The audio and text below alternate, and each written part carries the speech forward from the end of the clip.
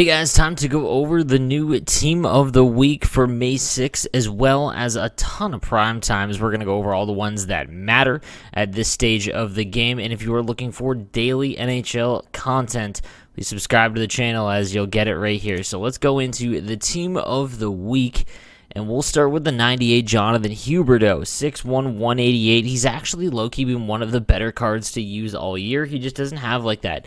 A lot of people just kind of look over him because he's not like a superstar level player, although he's fantastic in real life.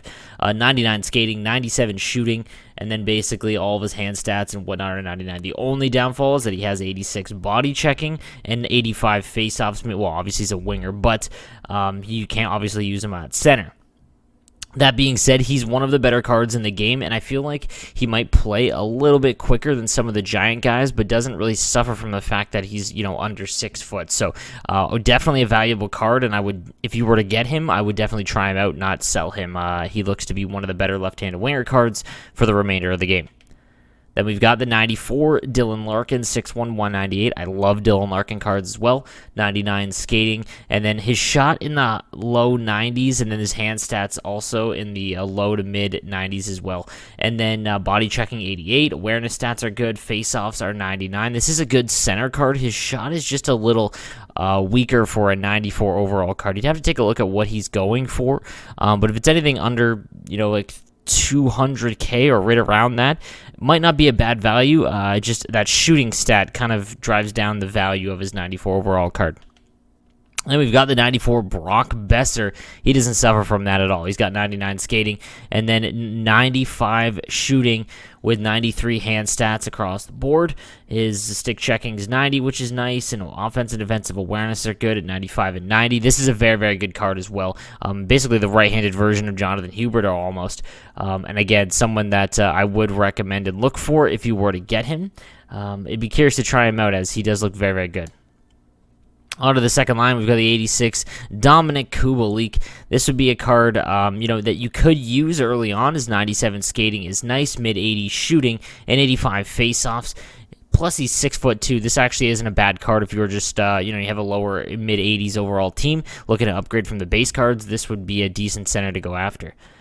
And we've got the 89 Jack Hughes. He is a little bit smaller. If you're going to use the smaller card, I would probably avoid him just because he's got 99 skating, which is great, and his shot is low 90s, but 74 body checking means that he is just going to get absolutely crunched. And with how big the game plays right now, I just don't think that he's going to be valuable to you. You're only going to be able to use him flying down the wing, and even if he gets bumped when he gets into the offensive zone, he's just going to lose the puck, unfortunately. Then we've got the 97 Matt Zuccarello. Now, I love the fact he's got 99 skating and 96 shooting.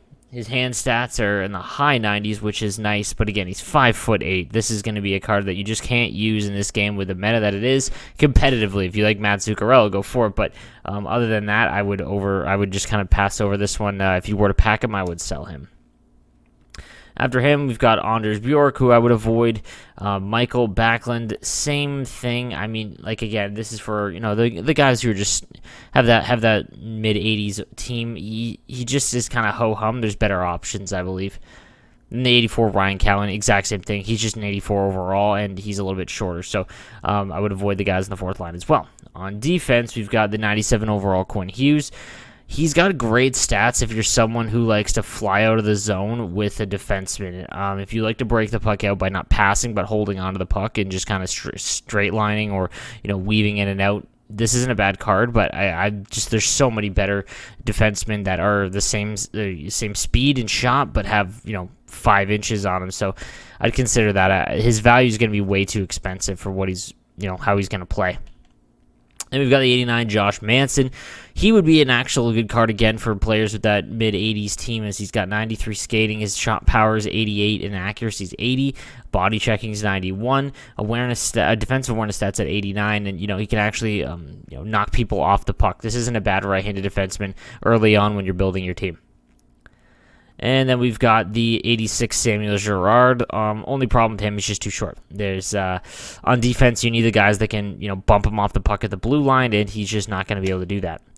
Dan Girardi, 6'1", just a little too small, and his shot accuracy is rough, even if you're just starting out. And then the 93, Ryan Gunderson, again, I mean, he is 5'10", but his 99 skating and low 90s shot makes it attractive, but he would have to be going for like 100K. Just, you could rather have the Quinn Hughes at that point. And then we'll take a look in net. We've got the 91 Mike Smith, who I love. I've been using the 91 trade deadline Mike Smith, and he's been great for me. I would really give this one a try. And the backup is Oscar Dansk, who is 6'2", which isn't terrible, but his build is just not good. Far better goaltender. So that is the team of the week. Now let's go take a look at some of these primetime. Specifically, we'll take a look at the Drew Doughty and Jeff Petrie cards, as they look kind of interesting to me here. So the 98 Drew Doughty, 6'1", 200. Honestly, one of the better right-handed defenseman cards. 99 skating, shot power is 97, accuracy is 91. His puck control is 99, passing 99, offensive defensive awareness 99. Everything you need. There are a few right defensemen I'd rather have. Brent Burns, for example, but Drew Doughty is a very, very, very good card. If you packed him, I would honestly try him out and see if he fits your style. His shot accuracy is a little bit lower than, some of the top-end right defenseman cards you can get, but he's not bad at all.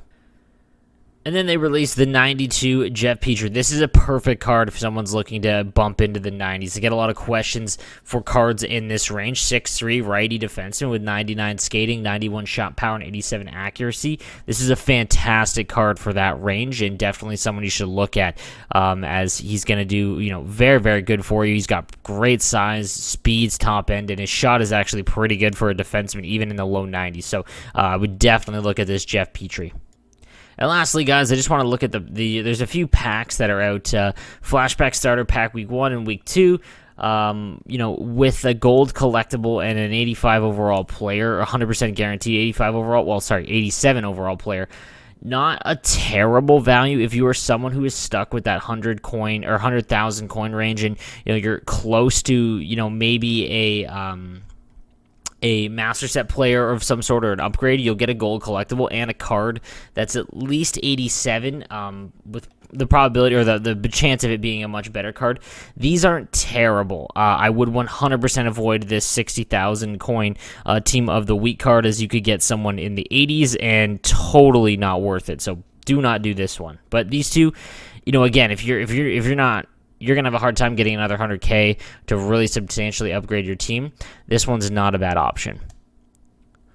So, guys, that is going to do it for me today. Again, if you want to ask me any questions in regards to content and who you should, put in your lineup or things like that, just come and check me out on Twitch, 9 a.m.